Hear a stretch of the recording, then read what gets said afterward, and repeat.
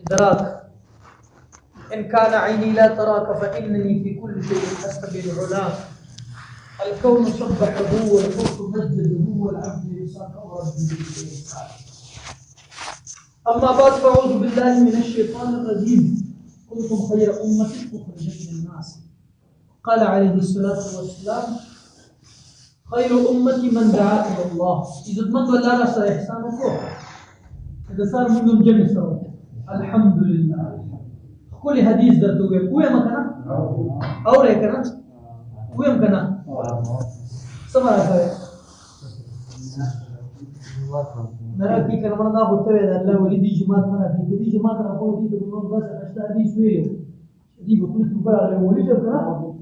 حديث شريف كراغي لو تعلمون ما لكم في صلاة العتمة لأطوهما ولو حبوا كتاسو تفتوا لجيلا شدت يري فمونس الله صور كي نسينا بفزمك راكاجي ودي منزل تبرادي فاتكاجي لنا. أيها حديث شريف كراغي من صلى العشاء فكأنما قام نصف الليل. شاهد ما تخطط مونس توكو مع الجماعة على جمع صلاة نديني مش تخليت رونك. ومن صلى الفجر تأجد سباب منذ جمع صلاة فكأنما قام الليل كلها بوجد طول اشبخ يترونك. او حدیث شریف کې راغلی دی الله حکم کړی دی خصوصي د سهار او د مازیګر د منځ په باره کې اقم الصلاه طرفي النهار د ورځې په شروع کې او د ورځې په اخر کې دوه طرفونو کې مونږ کوي د سبا د مونږ حکم دی ان قران الفجر کان مشهودا د ساری د قران تلاوت په منځ کې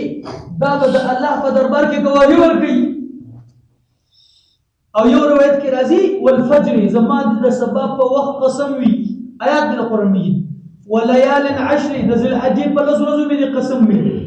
او په یو ځای کې الله فرمایي والصبح اذا تنفس زما د سبا په وخت قسم وي کله چې دا سارا کوي. حدیث شریف کې راغلی من صلى الفجر چا چې د سبا منځ جاء فی ذمه الله د الله په ذمہواری کې راغله. څوک چې چا ذمہواری واخلي او خوشاله او کبي غټ سړي ذمہواری واخلي او کبي زموږ عزتمند صدر صاحب ذمہواری واخلي او وزیر او مشیر ذمہواری واخلي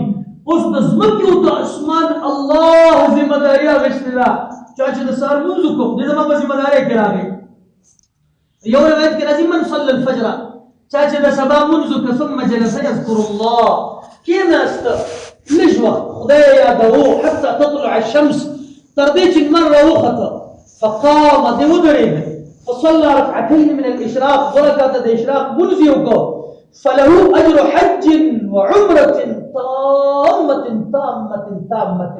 ده كامل حج وده كامل عمرة أجر ملوشو حج ده چا خوش دي حج ده برنو فقر كنا حج بطوله ببنزل لك اشتج لك ولك او عمرة بلاك يونيم لك دولك اوس چا چې د سار منځ ته اشراق کو دته د خدای پیغمبر فرمایي بریزل فرمایي دته د کامل حج او د کامل عمره اجر ملو شو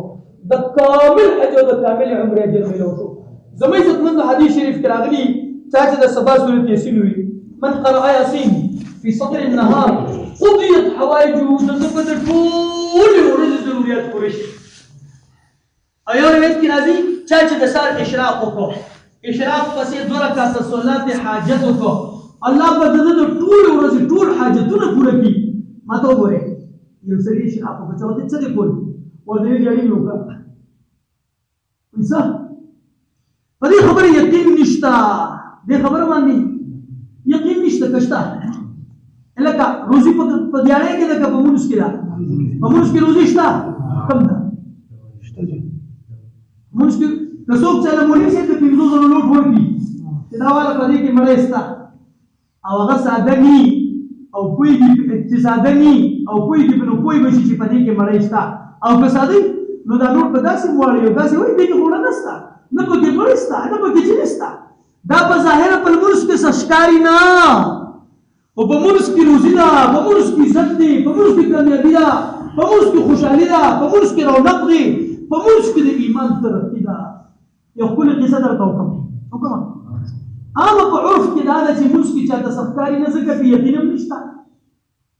سختکاري یو مسجد کې یو عابد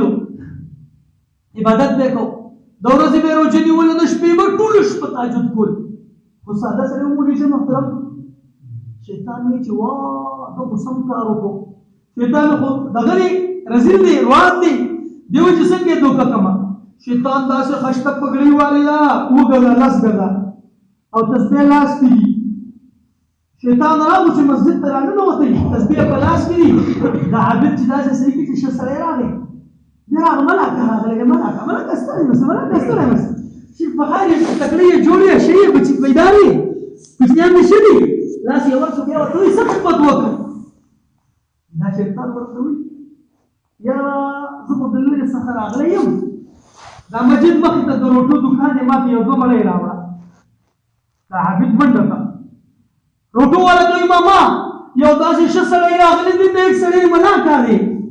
یو دوه مړۍ خورا او دوی پیسې راغله یو ته یار زه په مسجد کې یم پیسې خو راسره نشته دوکاندار ورته وایي پیسې نشته مړۍ مفت اخلي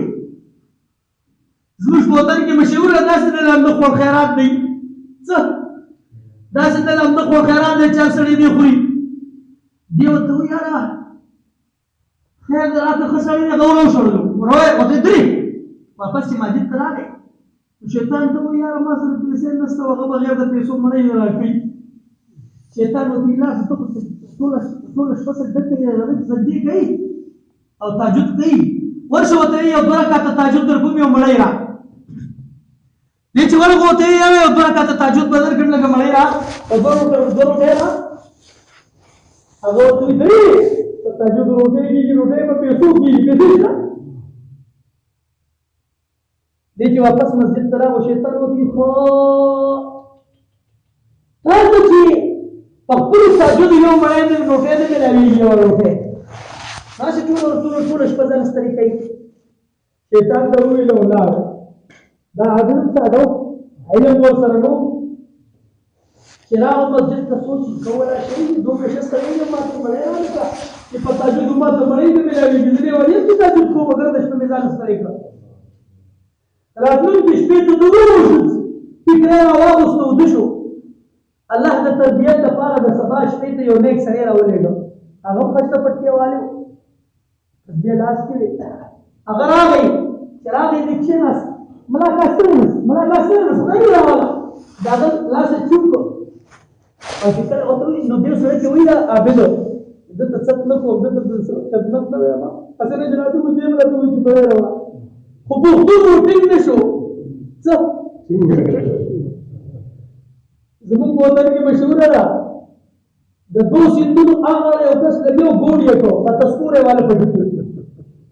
نو دې والا یو څه دی روشي دې نه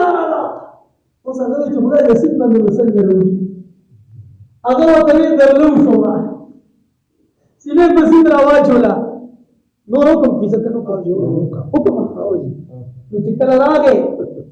د دوی چرته کې نو دا په نوو د خپل کې چې تاسو سینا غوما ست کوو پښتون هغه د ست کې نه څه پښتون نه په دنیا کې نه قوم دي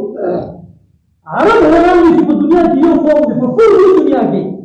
دا پښتون کوم چې په دین د غیرت دی په قوم د غیرت دی په شزم د غیرت دی او کدی د خدای تعالی غریب وي او پټاټي پکړی وي نو پنه یې ملمت روباسي دې اخر وی ملاکا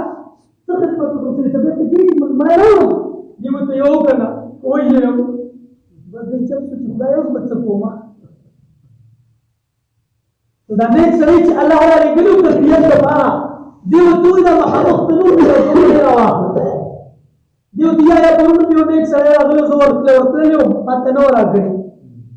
بیا ورته دا نیک سړي وویل چې دوه رکعته تهجد دیو دیا یا پرونه تهجد ورکړ نه دی راغلی ورته یې ورته ورکړه تهجد نور به کې نه راکړي د د جیب څخه یو ډېر قیمتي کاڼی راوویست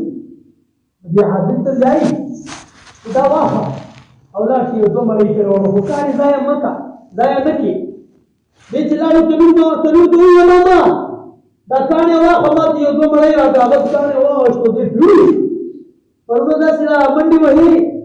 پیسې نشته او کله وایي د تهجد در کوم او کله وایي څه کوم او کله څه کوم یا نو دې عابد دا کان راغست مسجد ته راغوتی ملاکا مارته نه چې نه راپی ملاکا په کار وړي کیږي دې ملاکا دا عابد ته لاس ونیو او د جوړ په خار کې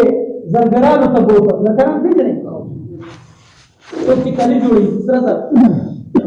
دا کار یې واغسته د صداقت زمانه وه دوکه افراد نو چې زرګر ته لاړ ورته دا کار نه څوک چې دغه چې داسې وکړه ورته ویې 50,000 دینار به درته درکړم څومره یو دینار د څلور ماسې د سرو زرو وي د څو ماسو د پاکستانو 40,000 یو دینار دی او دا څونه دینار 50,000 دینار دا عابد حیران شو چې تو کونه دومره قیمتي نو د عابد وی واه کدارنه تنور ولا په دومره واغشتو نو دا نیک سره ورته وی وی د روټي والا چې څنګه د تاجدو په قیمت نه پیدو د داسې ځکاني په قیمت هم نه پیدو هغه د سره خبرو قدر زرګر شول او قدر جوهر جوهري د زر قدر په زرګر وی هر کار خوار د دسترونه څه خبر دی زمای خپلو په دې کې عزت دی په موږ کې کامیابی ده په موږ کې مړی ده خدای یقین به کله راځي کله موږ سبا دکان ته ځو ماشام راځو دا یقین به راشي چې سړی سات دفتر ته ځو ماشین راځي یا ماسوتن راځي دا یقین به راشي الله جل جلاله په حکمو د خپل پیغمبر په مبارک سنتو به یقین الله راځي کله د هغه قدر او قیمت په ځل کې بیا به کامیابی ما ته وایي مګر خپل پیغمبر په سنتو کم چلیږي کنه دیدا څه د معاشري او شیران چې وبس کی په غسلا چې په غسلا دا پته نشته چې په داسې سنت طریقه د خوراک څخه څه ده دا یقین نشته ما ته وایي دا چې په دې ټول ژوند کې زه د پېښور یم په دې ټول پېښور کې کم کسانې ولیدل چې هغه د دې ټلویزیون ته چې وره ما ته د پیغمبر علیه السلام د کمیس په شان کمیس جوړ کړ څو پتري دي چا به ډیلر ته وای دي بل واره په دې ټول ژوند کې وګرځي ټیلر نه تاسو کې درځینا په دې سنت طریقه په کپڑے جوړونه تاسو درځي ورځي او څومره لري لاړو امام ابو حنیفه رحمۃ اللہ علیہ نہیں تکینا نہیں مت بولے نہیں تکینا سب سنت یہ به کول انای ورته درځه راځه بسم الله قبله ته مخکا امام صاحب قبله ته مخکا بیا ورته یې شي طرف ته ماته نه نګدې کا دې شي طرف یې نه پیفا بیا ورته ویلو بسم الله ته وایې زم وایم بسم الله ویلا بیا ورته سر دې پټی ته سر په خدای دې ټو ته سر چوت کې زبټي زبدر تاویګم امام صاحب وتو من اين لك هذا العلم واه دا علم چرته دی وتو تعلمته من عطاء دا د عطاء نبی رباح نذکر دی زمای زمندو شریعت ته نه پرېخي شریعت ته موجود نه پرېخي شریعت ته درځي نه پرېخي موږ به د سنتو باندې کله راځو یو ځای کې پنځه کسان ولاړ دي یو پنځه شته چولې دی ګوري اخره نه بل پنځه شته چولې کلین شوی کړی دی بل پنځه شته چولې دا ته وې په دې کې به مسلمان او د يهودو د هندو د بودیست فرق څنګه کومه دا فرق به څنګه کیږي ایمان کلمه خو ته نه کړی دا حج خو بیت الله کې دی صدقه په جیب کې ده سجدي منظم مسجد کې وي زه بچا ته خیمه چې مسلمان یم ځکه محمدي خو دلته نشکاريږي چې دا محمدي دی ازه محمدي یم والله زه محمدي یم زه خو د ازل نستا د عشق په دام بندي یم مسلمان خو د خدای د پیغمبر په سنتو کې بندي دی خو د خپل پای جنت لري نو د چا نه چې زموږ ژوندۍ په دین راشي چا نه دی ګرځوي د لپاره څوک تاسو څه سوچ کړی دی ها الله د غلاري بغیر کې دی مولوی صاحب یا رمضان غریب غاړه نسی یار چې جوا چې نخلی یار پسې تزالي زولي او کور کې په ناستې باندې چې کې ګورو دغه لپاره د الله پلا کې کړنه ده نیت ګرځو کې الله پلا کې وځو په شمولا نن جماعت روان دي د دې ځای مسؤلات جماعت دی نو هغه کې خو یو سرخانه کړی دي کړم بیماری به خو دې وایي زمبا او کله په خدای مرګ هر چاته راځي نو که زه د خدای په لاره کې وم که کور مرګ به راځي هر چاته خو خدای دې مرګ د ایمان سره کېږي امین ایمان سره که مرګ راغو کامیاب یو فکر انشاءالله کوم نن که جماعت ټول ورګي دعاګانې وکړي چې جماعت الله په خیر بوته خپل دې کې جزو خپل امین نه نه نه